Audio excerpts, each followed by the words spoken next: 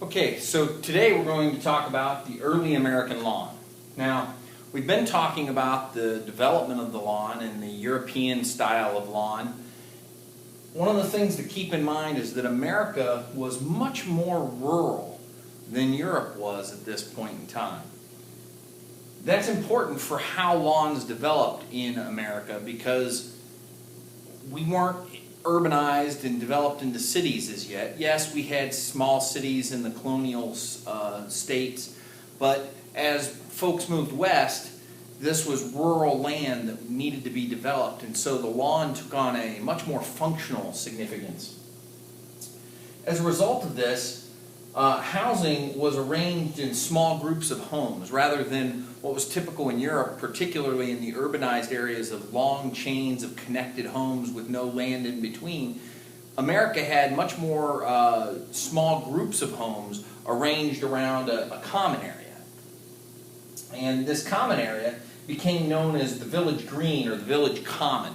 This is something that's seen throughout the colonial part of the United States, the original 13 colonies.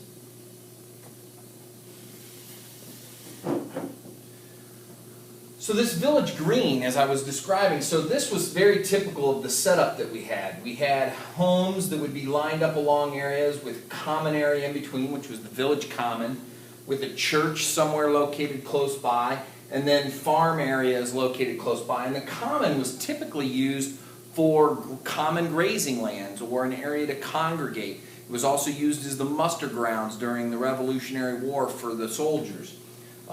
These are typically found in colonial cities on the East Coast.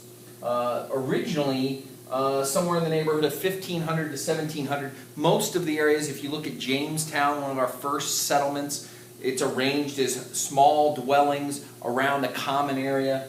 And one of the most famous examples is what's called the Boston Common, which is located in downtown Boston, which is an area that was originally the common area for the settlers in Boston. These have usually developed into now parks in those areas. Boston Common is a large park, open park in downtown Boston. Lots of other areas, small cities as well as large cities. Knoxville, in fact, has a small common. If you go to Market Square, in that area, there's a small tree-lined area that's covered with grass. That's one of the original common areas of Knoxville. So these common areas developed out of this idea of having common green space where there was grasses and plants for grazing, livestock, and other animals in the village.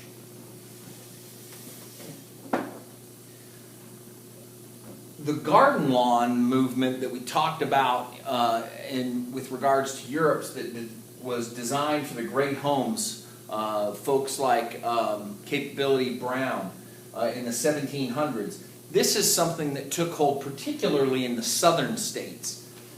Southern plantations followed this model, and the garden lawn was a very formal, open, large expanse of land with lots of different planting beds and grasses in between. It was a very ornate and lavish type of lawn. Some famous examples of what we would call garden lawns today are Monticello and Mount Vernon, where a couple of important Americans lived. And we'll talk about that more in class. But the garden lawn was something that was really a European creation for those great homes, and then was moved here by folks from the wealthy and the gentry that owned land here in the colonies that were able to transport that idea here to the U.S.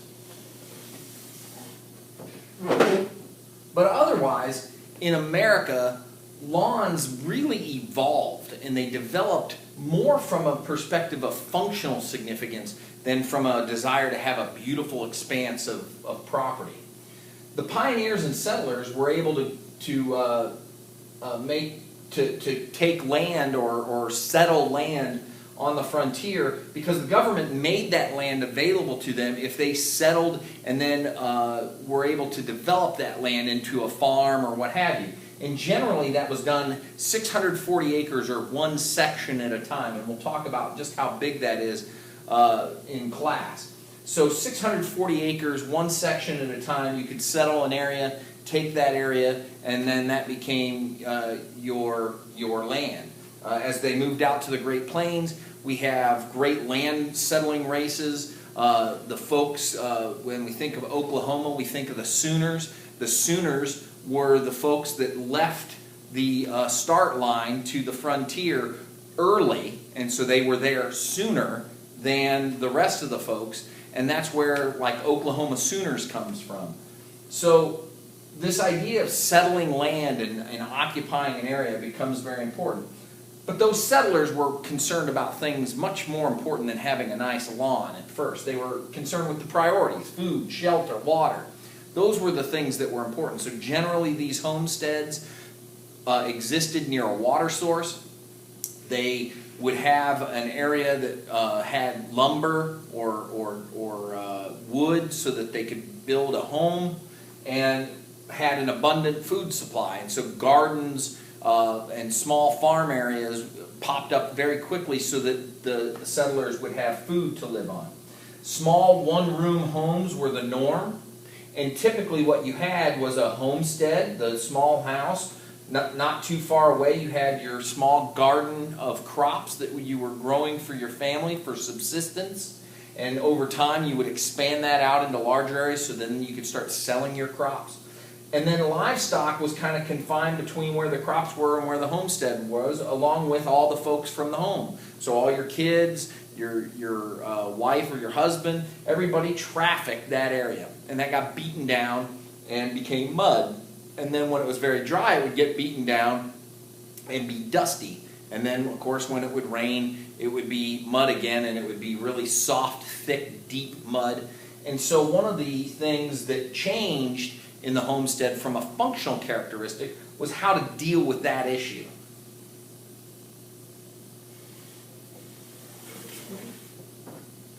So fences were built to protect the homestead and to exclude the livestock from those areas that the homesteaders wanted to keep a little nicer.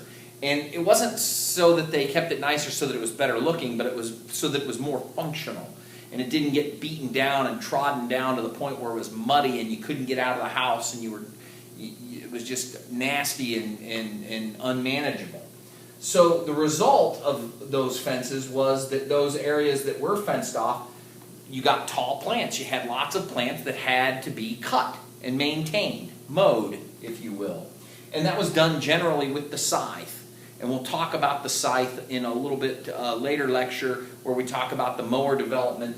But basically the scythe was something that was used to cut those areas. And after cutting, that material would then be used for winter bedding and winter feed for the livestock. And generally, as you start to cut an area, as we've talked about in previous lectures, as those areas are cut or grazed more frequently, whether it's an animal or a mowing device, the same process occurs. You tend to have grasses that start to predominate. And then as you're mowing on a regular basis at a lower height of cut, rather than tall annual type grasses, you tend to get shorter, more compact, lateral growing, spreading grasses that are perennial. So this is generally how it occurs. Grasses were most easily cut when wet, so you wonder sometimes when, because of the scythe and the fact that things were cut when wet, you kind of wonder if that's where the work ethic of the golf course and the sports turf manager of arriving early to work and generally mowing when the grass is moist comes from, is this idea that grasses were most easily cut and cut best when they were slightly damp as a result of the scythe. We're not sure, but that's something that's worth hypothesizing. So more frequent cutting results in that shift from the tall annual grasses to the shorter creeping perennials, as I talked about. What happens as a result of this in terms of the functional characteristics of the area is we get a reduction in mud, we get a reduction in dust, we get a reduction in the movement of materials around. We also get a reduction in the tall annual plants such as ragweed that would cause allergic reactions from the pollen. So we get a reduction in all of these things, which results in an improvement in living conditions. So basically, all of the improvements and developments in the early American lawn are predominantly the result of functional reasons for having turf areas, rather than a beautification of an area or a desire to make things look nicer or more like Europe or so on. It's generally the result of functional characteristics. And in fact, there is some literature that supports, in 1880, one of the first people to do research on turf grasses is Dr. William Beal from Michigan State University. And university documents show that this first turf grass research was done at the behest of the university, mostly because of mud on college roads and college property on the college, and that mud was being tracked into the buildings, and it was causing a huge hassle for keeping things clean. And so they asked Beal to do some research to figure out if there were certain plants that would make it better and easier to maintain those areas so that mud wasn't being tracked in from the tracks where students were walking to and from classes. And it was a result of this mud in the buildings and the general poor appearance of classes that Beal did some of the first turf grass research. Again, from a functional characteristic, not a beautification characteristic. So that's one of the big things that occurs with that early American lawn development that we need to keep in mind, is that the lawns kind of evolved from necessity of having areas that were not trodden upon by livestock and were maintained so that mud wasn't a major problem, dust wasn't a major problem, and things didn't get moved in and out of the buildings like at Michigan State and other places.